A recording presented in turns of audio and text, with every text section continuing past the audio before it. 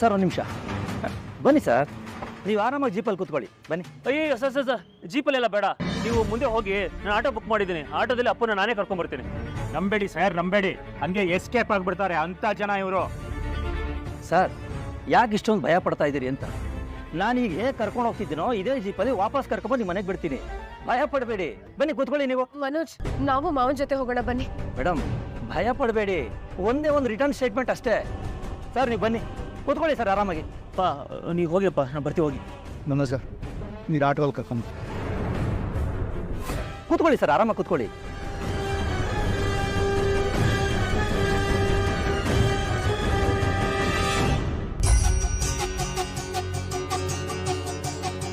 Auto ಅದೇ ಬನ್ನಿ ಬನ್ನಿ ಬನ್ನಿ, ಹೇಳಿ ಕುತ್ಕೋ. ಇನ್ನು ಕೇವ ಸರ್, ಆ ಸೀಟ್ನ ಫಾಲೋ ಮಾಡಿ ಸರ್, ಬೇಗ ಬೇಗ.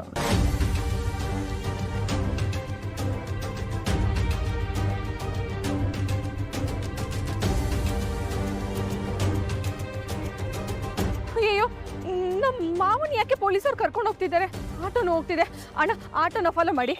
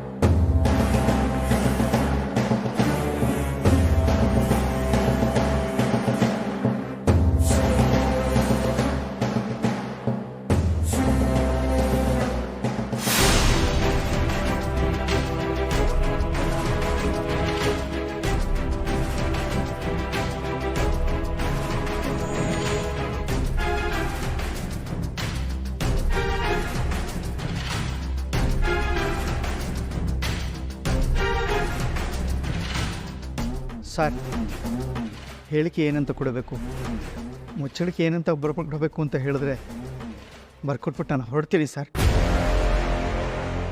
ಹೊರಡ್ತೀನಿ ಅಂದರೆ ಏನು ಸರ್ ಹಾಗಂದ್ರೆ? ಅದೇನೋ ಬಂದು ಹೇಳಿಕೆ ಕೊಟ್ಬಿಟ್ಟು ಹೋಗಿ ಅಂತ ಹೇಳಿದ್ರಿ. ಹೇಳಿಕೆ ಅಲ್ಲ, ಹೇಳ್ಬಿಟ್ಟು ಹೋಗಿ. ಏನು ಹೇಳಬೇಕು? ವಾಸುದೇವ್ ಅವ್ರ ಮಗಳನ್ನ ಎಲ್ಲಿ ಬಚ್ಚಿಟ್ಟಿದ್ದೀರಿ ಅಂತ ಹೇಳ್ಬಿಟ್ಟು ಹೋಗಿ.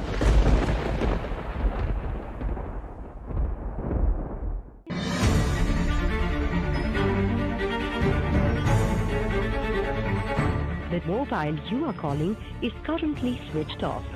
ಜಲ್ದಿ ಫೋನ್ ಸ್ವಿಚ್ ಆಫ್ ಅಂತ ಬರ್ತಿದೆ. ಏನ್ ಮಾಡಿ ನಾನು?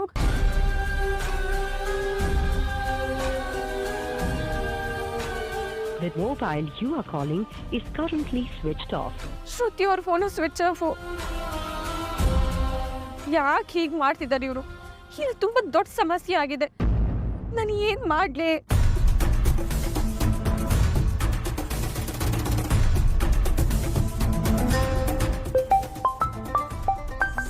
ಹಲೋ ಮೀನಾ, ಏನಮ್ಮ ಹೊರಟಿದ್ದೀರಾ ಇಲ್ವ ಅಂತ ಕೇಳಕ್ಕೆ ಮಾಡಿದ್ಯಾ?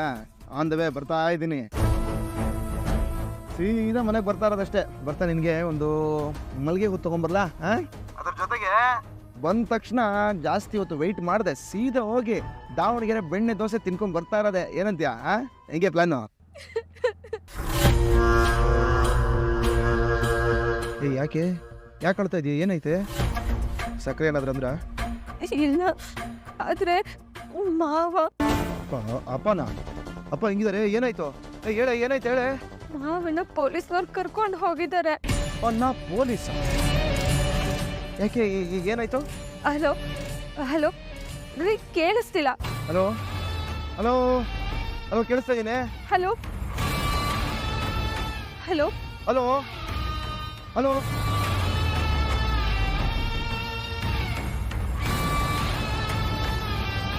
ಅಣ್ಣ, ಸ್ವಲ್ಪ ಬೇಗ ಪೊಲೀಸ್ ಸ್ಟೇಷನ್ ಹತ್ರ ನಡೀವಿ.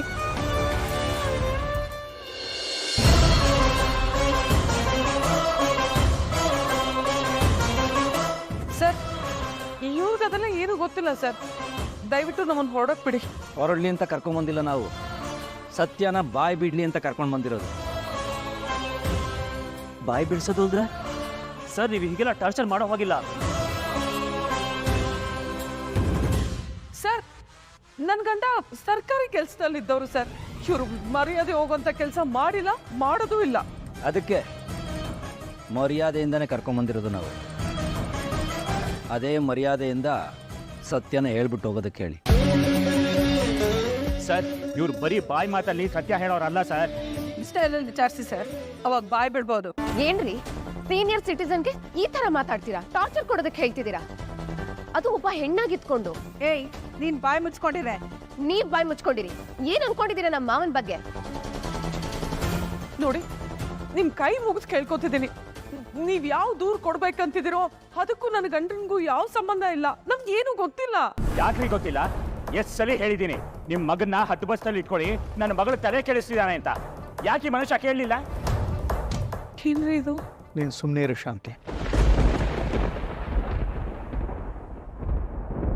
ಮಿಸ್ಟರ್ ವಾಸುದೇವ್, ನಾನು ನಿಮಗೆ 1000 ಬಾರಿ ಹೇಳಿದ್ದೀನಿ ನಿಮ್ಮ ಮಗಳನ್ನ ಬಂದೋಬಸ್ತಲ್ಲಿ ಇಟ್ಕೊಳ್ಳಿ ಅಂತ.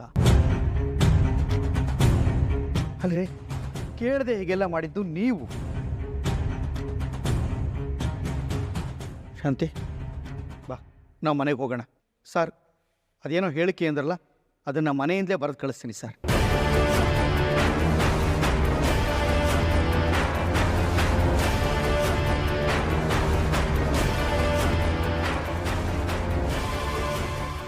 ಏಯ್ ಮುದ್ಕ,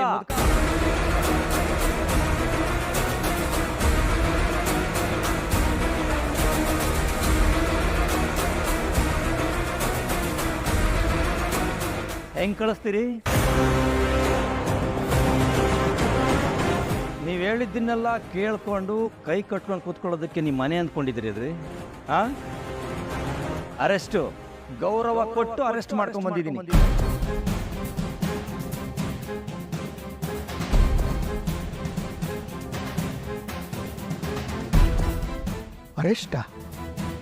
ಅರೆಸ್ಟ್ ಹೇಗೆ ಮಾಡ್ತೀರಿ ಸರ್?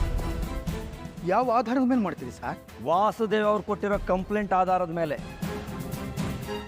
ಅವ್ರ ಮಗಳನ್ನ ನೀನು ನಿನ್ನ ಮಗ ಇಬ್ರು ಸೇರಿ ಕಿಡ್ನಾಪ್ ಮಾಡಿದಿರಾ ಅಂತ ಕಂಪ್ಲೇಂಟ್ ಕೊಟ್ಟಿದ್ದಾರೆ.